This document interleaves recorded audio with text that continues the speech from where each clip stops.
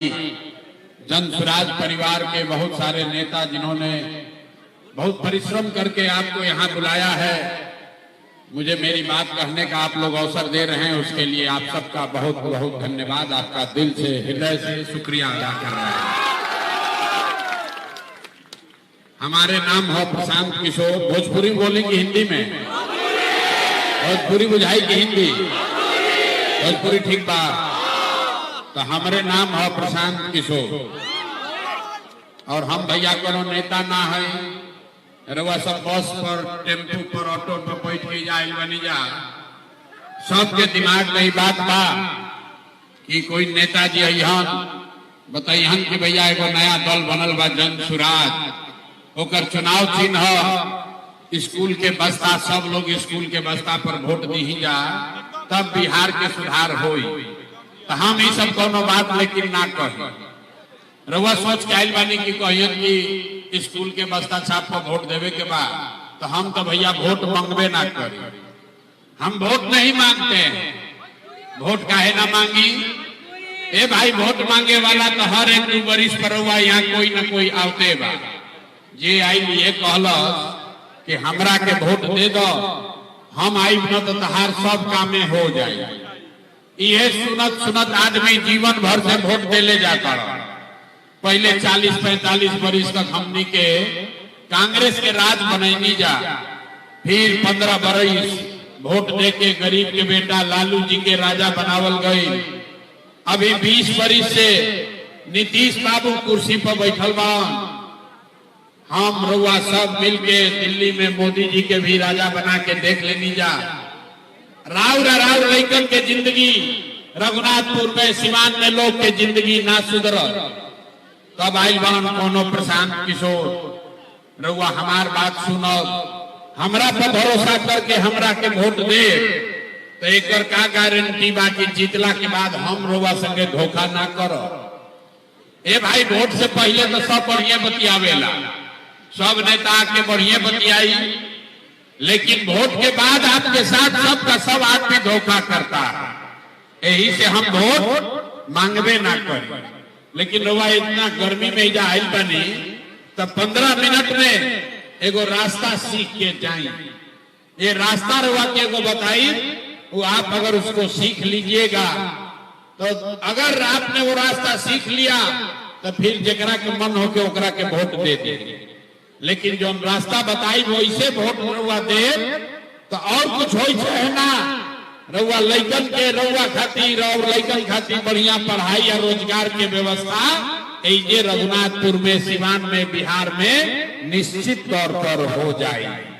तो जकरा जकरा रास्ता सीखे के बाद, अब भैया ताली नहीं खे बजावे के, नारा भी नहीं खे लगावे के, आपस में बतियावे के नहीं के। तो जरा कुर्सी नहीं खे मिला, कुर्सी खाली बा, बैठ जाए कुर्सी पर, खड़ा होकर भीड़ मत कीजिए, बैठिए कुर्सी पर, कुर्सी पर बैठिए।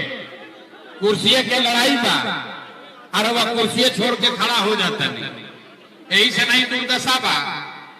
नेता लोग के एक बार कुर्सी मिल जाता तो नेता कुर्सी छोड़ते नहीं था, और जनता के कुर्सी मिलल बा तो कुर्सी छोड़ के वह खड़ा हो जाता नहीं। कुर्सी मत छोड़ी, कुर्सी पकड़ ले रहे। अभी 15 मिनट में आपको एक रास्ता बताएंगे, गरीबी से निकलने का रास्ता। अगर ओकरा के सीख ली तो फिर जकरा के मन हो के ओकरा के वोट दे दी। लेकिन रास्ता जौन सीख के इजा से जाई, अगर वैसे वोट दे तो और कुछ हो चाहे ना, रवा लइकन के पढ़ाई रोजगार जरूर हो जाए। और अगर ना होखे तो मुखिया विधायक के ना, मंत्री के, सांसद के ना, अपन बेटा अपन भाई प्रशांत किशोर के गर्दन पकड़ो। अब भाई बेना मत हाथी, बेना हकल बंद करी। बहुत गर्मी लागत है। यही गर्मी में 50 लाख बिहार के लड़का, आपके घर का सवाल, आपका पति, आपका बेटा कहीं फैक्ट्री में मजदूरी करत, ओकरा बेना हाथे के नहीं थे मिल। यही गर्मी में राउर घर के सवांग आपन हड्डी गलावता, पेट काटता कि घर 6000-8000 भेजब तो बाल बच्चा खाई। आईजा गर्मी लागत तो आदमी छटपटाता रहा। अरे भाई, अगर गरीबी से निकले के बाद 15 मिनट गर्मी बर्दाश्त करे। सारे लोग अब भाषण हो गई खत्म, गरीबी से निकले के रास्ता के पढ़ाई हो गई शुरू। तब 3 गोरवा से सवाल पूछल जाई, सब आदमी के तीनों सवाल के जवाब देवे के बाद जवाब देते समय सबको हाथ उठाना है। हाथ काहे उठावे के बाद? हथवे में सब दम बा, हाथे के सब खेला बा। गरीब से गरीब आदमी, कमजोर से कमजोर आदमी, आपके हाथ में ही वो ताकत है, जिसका बटन दबाइएगा वही राजा बनेगा। तो सवाल के जवाब हाथ उठा के देवे के बाद सब आदमी तनी सोच के एक बार बताई जा, आपके रघुनाथपुर में, आपके गांव पंचायत में और कुछ हो या न हो, सभी के लिए, आपके बच्चों के लिए बढ़िया पढ़ाई रोजगार का व्यवस्था होना चाहिए कि नहीं होना चाहिए? हाथ उठावे के बारे भाई, हाथ उठा कर बोले के बाद पढ़ाई रोजगार की व्यवस्था होके के चाहिए कि ना होके के चाहिए? होके के चाहिए। अरे भाई, रघुनाथपुर के जनता कितना समझदार बा। रउआ अपने चाहे पढ़ल लिखल बानी की अनपढ़, आप हिंदू हैं या मुसलमान, अगड़े हैं या पिछड़े, अमीर हैं या गरीब, महिला है या पुरुष, युवा है या बुजुर्ग, सब लोग कहल हो कि ना भैया पढ़ाई या रोजगार तो हो भाई के चाहिए। इतना बात सबके पहले से बुझाता कि अगर रउआ खातिर और लइकन खातिर पढ़ाई रोजगार हो जाओ तो कोई मुखिया बने, कोई विधायक बनो, लालू बने, नीतीश बने, प्रशांत किशोर बने कि मोदी बने, अगर आपके बच्चे के लिए बढ़िया पढ़ाई रोजगार हो जाए तो राउ जिंदगी सुधर जाए। इतना बात सबके पहले से बुझाता। अब हम रवा के दिखावत नहीं राउर गरीबी बदहाली के कारण। सब आदमी एक बार तनी अपन अपन लइकन के चेहरा याद कर लीजिए। हर आदमी अपने अपने बच्चे का चेहरा याद कर लीजिए और अपने बच्चों के नाम पर एक बार ईमानदारी से बताइए, आप में से किसने जीवन में एक बार भी अपने बच्चों के पढ़ाई रोजगार के लिए वोट दिया है? देखिए कैसे बुझाता कि करंट मार दे। चुप, कितना जोर से बोलनी। हाँ ए भैया, पढ़ाई या रोजगार होना चाहिए। कोई बैठ के मुखिया के गरियावता, कोई मोदी के, कोई लालू के, कोई नीतीश के। अरे भाई, रउआ तो आज तक अपना बच्चा के पढ़ाई रोजगार खातिर वोटे ना देनी तो दूसरा के दोष काहे के देता नहीं। अब कोई खड़ा होके कही कि भाई एकर का गारंटी बा कि हमने के पढ़ाई रोजगार खातिर वोट दिहल जाए तो मिली। बिहार में तो हमने के सब नेता के वोट दे के देख लेनी जा, आज तक कुछ मिलबे ना कइल तो एकर का गारंटी बा कि पढ़ाई रोजगार खातिर वोट दिहल जाए तो हमने के मिली? बिल्कुल एकर गारंटी बा। हमरा से लिख के ले ली, वोट जकरा के बुझाए ओकरा के दे दी। गारंटी हमसे लिख कर लीजिए, आपके बच्चे को पढ़ाई रोजगार मिलेगा ही मिलेगा। हमारा बात पर भरोसा नहीं करेंगे सब आदमी, हमारे बात पर भरोसा नहीं करना है, अपना आंख से देखकर जाना है। जादू देखिए, 2 मिनट में जादू देखिए कि आप वोट किसी को दीजिएगा, आपके बच्चे को पढ़ाई रोजगार कैसे मिलेगा। दूसरा सवाल के जवाब दी ही सब आदमी सोचकर बताएगा। आज तक रउआ जकरा के भी वोट देनी, उन नेता लोग, वो नेताओं ने, उन दलों ने आपका और आपके बच्चों का काम किया है कि नहीं किया है? हथवा उठा के बोले के बाद कैले भाव जा काम के नहीं खन जा कैले कैले तो हाथ हिलाई। जोर से बोलिए, किया है कि नहीं किया है? अरे जोर से बोलो यार, किया है कि नहीं किया है? जाके आदमी के नेता सब अपना खून चूस ले बाड़ा कि मुंह में आवाजे नहीं थे। भर सके जाके आदमी मर रहा बा, नेता सब अपना खून चूस ले बाड़ा कि हाँ ना भी नहीं के मुंह से निकला। अरे नेता लोग रउआ सबके काम कैले बाहर जा कि नहीं कैले? नहीं किया है। सब लोग कहा ना पलट जमत, सब कोई देख लेलस भाई, कैमरा में रिकॉर्ड हो गई। सब लोग कहल कि आज तक भैया जौना दल के नेता के वोट देनी जा हमनी के तो कोई कामे ना कैल। तो अब जादू देखी, हम गिनवावे शुरू करत नहीं, सही बोलब तो सबके हाथ उठा के हाँ बोले के बाद गलत बोलब तो ना बोल दे, बात खत्म हो ही रहा। लड़की अपना आंख के सामने की पढ़ाई रोजगार कैसे मिली। पूरा बिहार में, रघुनाथपुर में, सिवान में बहुत सारे लोगों ने 5 किलो अनाज के लालच में मोदी जी को, भाजपा को वोट दिया। तब बिहार में चाहे जितना चोरी भ्रष्टाचार बा, 1 किलो चोरी करके 4 किलो अनाज जाके आदमी के मिला था कि नहीं थे मिला।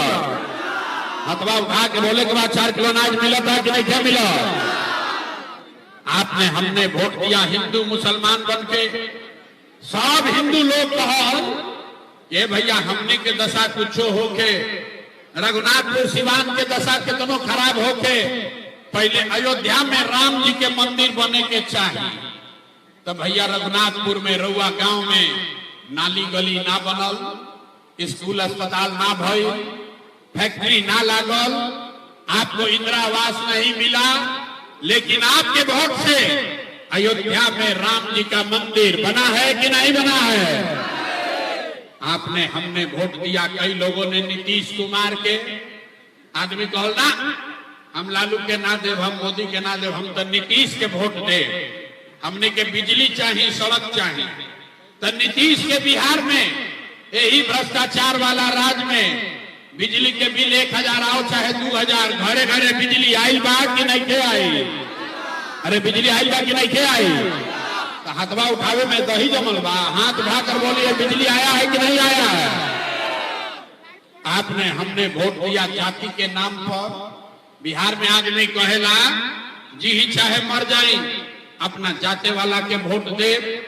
तो भैया राउर जात के नेता जन बाड़न, रउआ लइकन के पढ़ाई रोजगार के बात ना कैलन, लेकिन जात के बात और जात के गिनती जनगणना पूरा बिहार में भइल बा कि नहीं थे भाई। आपने, हमने वोट दिया सिलेंडर के लालच में मोदी जी को। सबे कहल कि अब सिलेंडरे पर खाना बनावल जाई।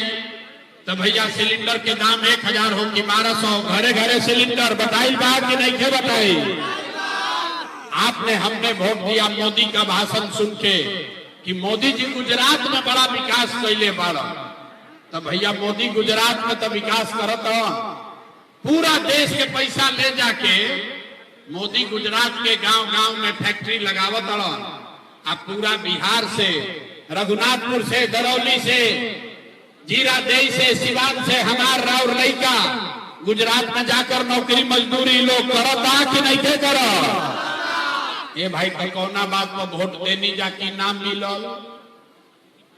अभी तरवा कहनी है भैया कुछो ना मिलल, हम ऐजा गिनवावतानी तो कहतानी ना भैया नजवा मिलते बा, मंदिर बनिए गई, जात के चर्चा चलते बा, गुजरात में लइका जाके मजदूरी करते बाड़ा सब।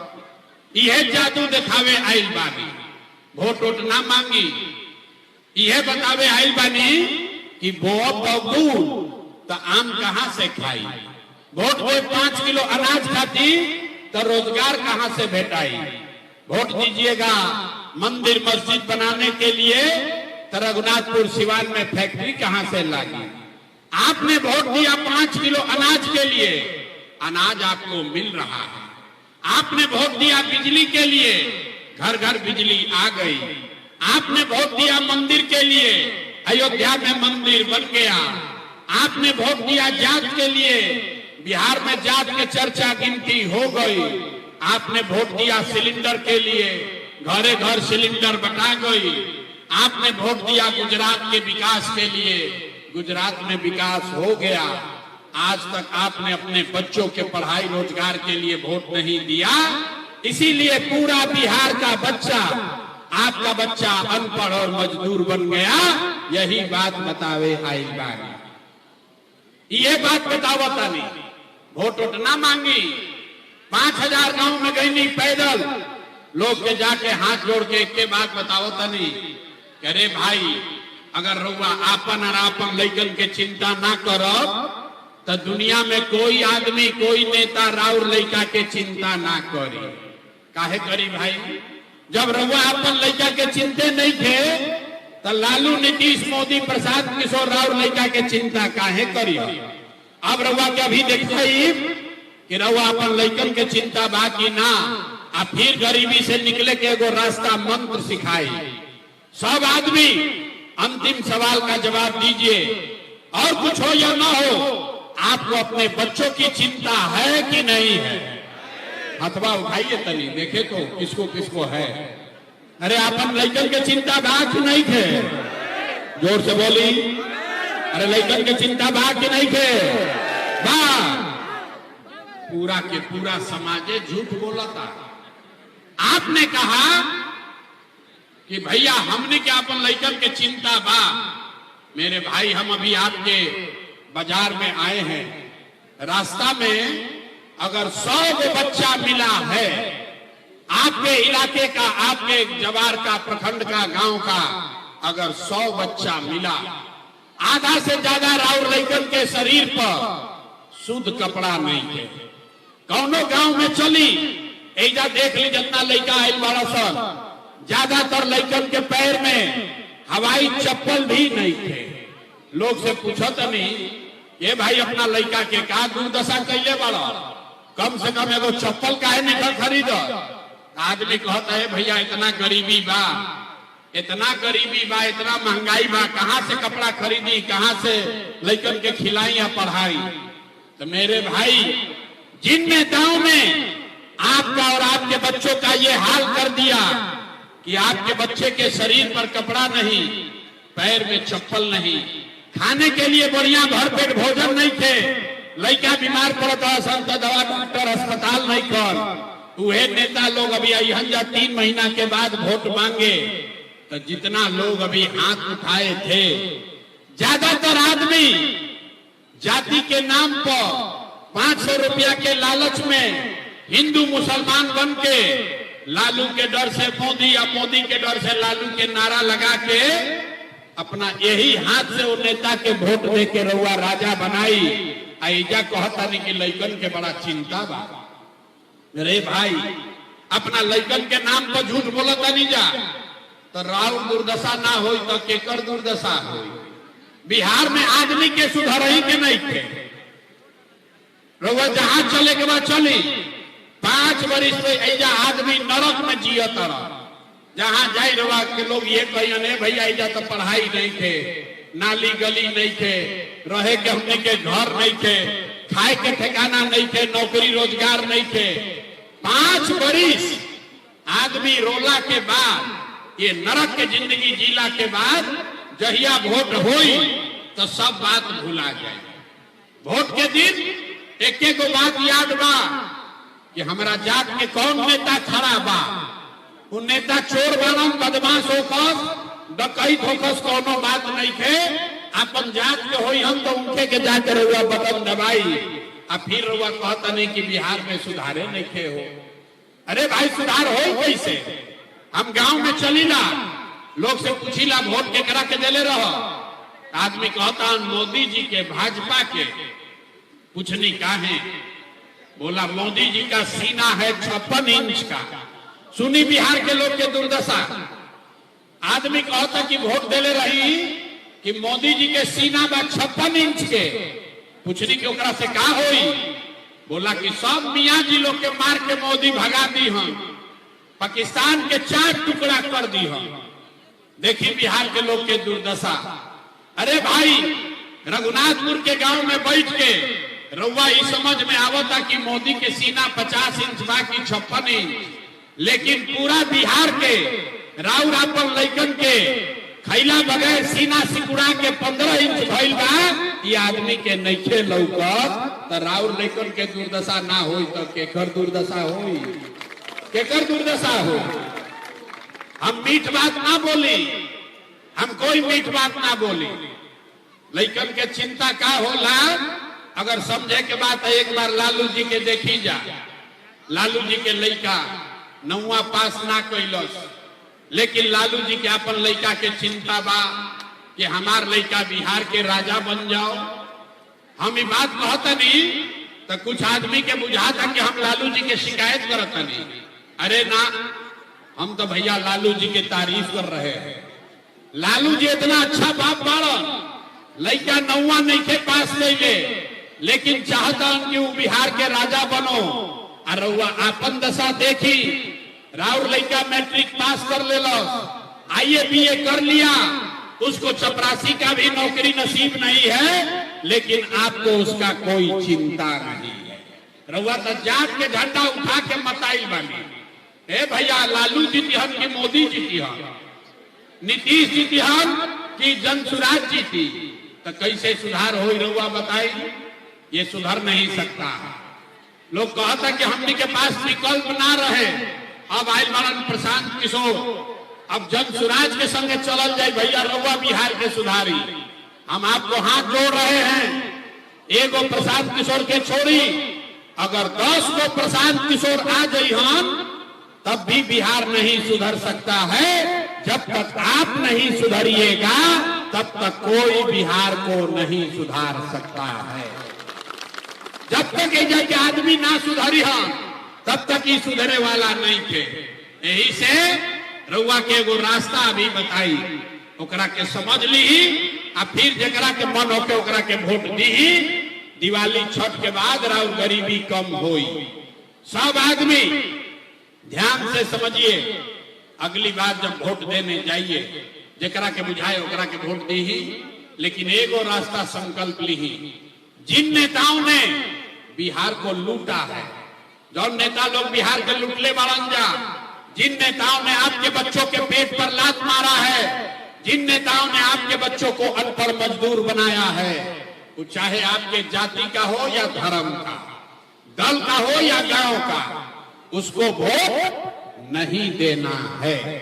अगर सब लोग तैयार होके तो हाथ उठाई जाए, सब आदमी हाथ उठाए, जो खड़ा बा ओकरा उठावे के बाद हाथ उठा के बोली, जौन नेता लोग बिहार के लुटले बा ओकरा के वोट देवे के बा कि नहीं के देवे के, देव कि ना दे?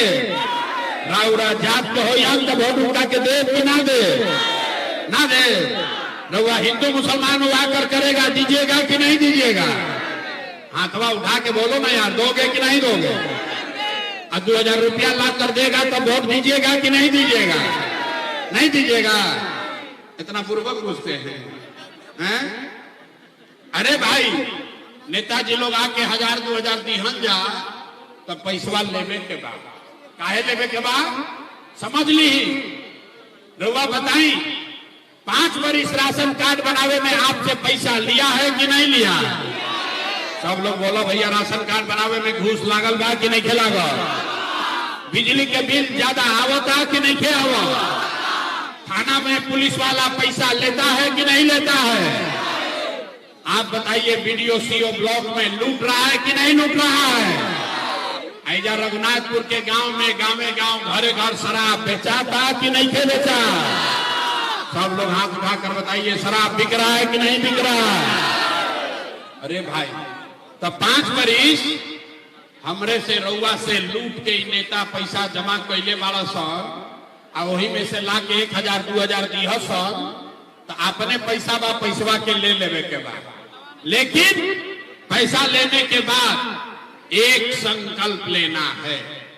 सब आदमी जीवन में एक संकल्प लीजिए, इस बार जब वोट देने जाइए, जेकरा के मन होके ओकरा के वोट दी, लेकिन एक संकल्प लीजिए, जीवन में एक बार वोट किसी नेता के लिए नहीं, किसी दल के लिए नहीं, जात के लिए नहीं, हिंदू मुसलमान के लिए नहीं, 5 किलो अनाज के लिए नहीं, नाली गली के लिए नहीं, लालू नीतीश मोदी प्रशांत किशोर के लिए नहीं, जीवन में एक बार वोट सब आदमी के संकल्प लेवे के बाद जीवन में एक बार वोट अपने अपने बच्चों के लिए देना है, अपने बच्चों के पढ़ाई और रोजगार के लिए देना है।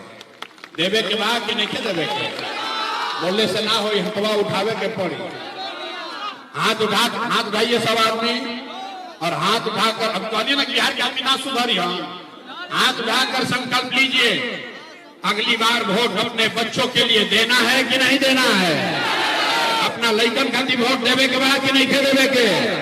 देवे के बाद। झूठ नहीं की ना बोलो। अभी बहरिया जाई, हाथ नीचे करी, बहरवा जाइएगा, कहिएगा कि भाई ऐसे का हुई, बुर्बक बना देलो, लड़का के वोट चेहरा देख के वोट देवे से का हुई, तो जादू देख के जाई कि लड़का के चेहरा देख के वोट देवे से का हुई। आपने मोदी का चेहरा देखकर वोट दिया तो चाय बेचे वाला मोदी देश के राजा हो गईलन। रउआ लालू जी के चेहरा देख के वोट दे दी तो भैंस चरावे वाला लालू यादव 20 बरिस से बिहार में राजा बाड़न। रउआ नीतीश के चेहरा देख के वोट देनी तो वैद्य का लड़का नीतीश कुमार 20 बरिस से बिहार में राजा बाड़न। एक बार अपने बेटे अपने भाई प्रशांत किशोर का बात मानिए, एक बार जीवन में वोट अपने बच्चों का चेहरा देखकर दीजिए।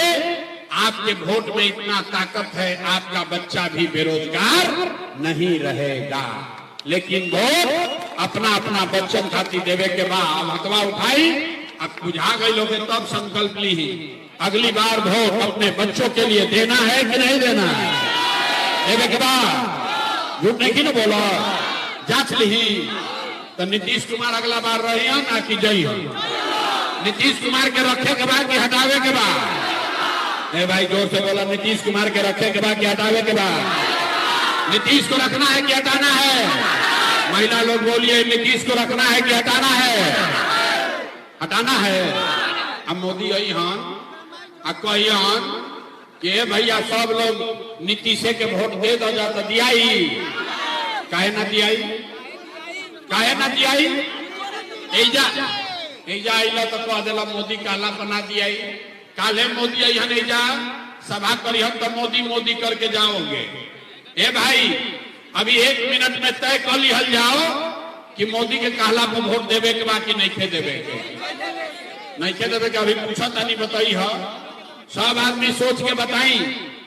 वोट बिहार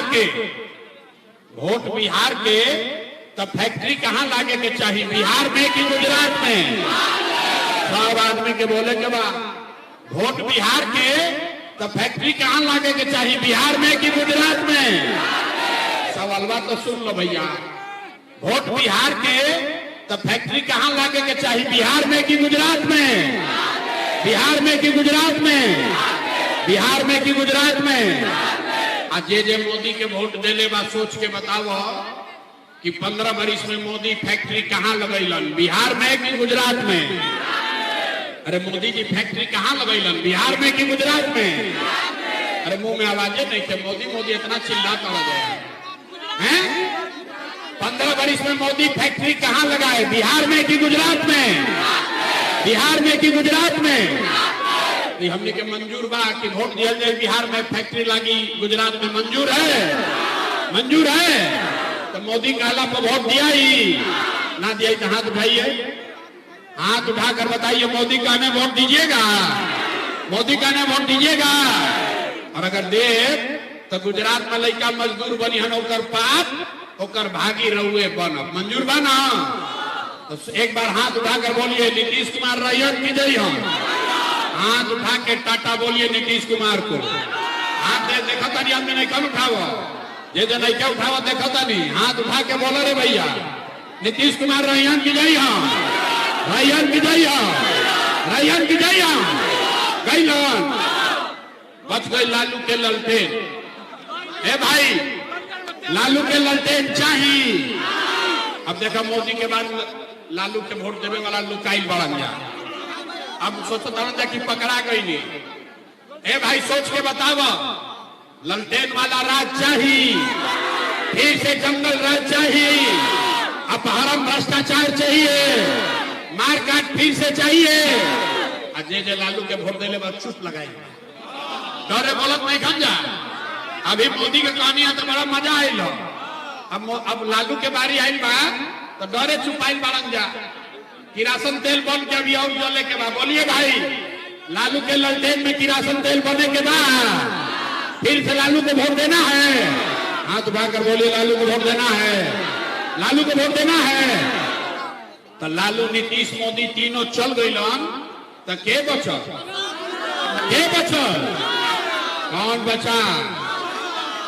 अभी तक ना सिखला जा है। लालू नीतीश मोदी से ठगैला, प्रशांत किशोर से ठगैबा। अरे भाई लालू नीतीश मोदी तीनों चल गई, बच गई जनता।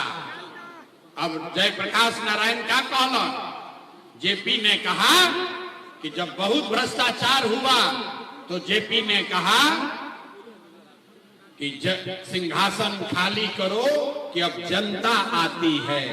बिहार में अब लालू नीतीश मोदी का राज नहीं, जनता का राज होना चाहिए। होना चाहिए कि नहीं होना चाहिए? हाथ उठाकर जरा जोर से बोलिए, होना चाहिए कि नहीं होना चाहिए? इतनी जोर से बोली, जय बिहार, जय बिहार। अभी होके के चाहिए कि 5 वर्ष के बाद होके के चाहिए? अब की हाल कि 5 वर्ष के बाद, 25 में कि 30 में, 25 में कि 30 में? तो बस अगर वह बात पर कायम रहा तो 3 महीना में बिहार में व्यवस्था बदल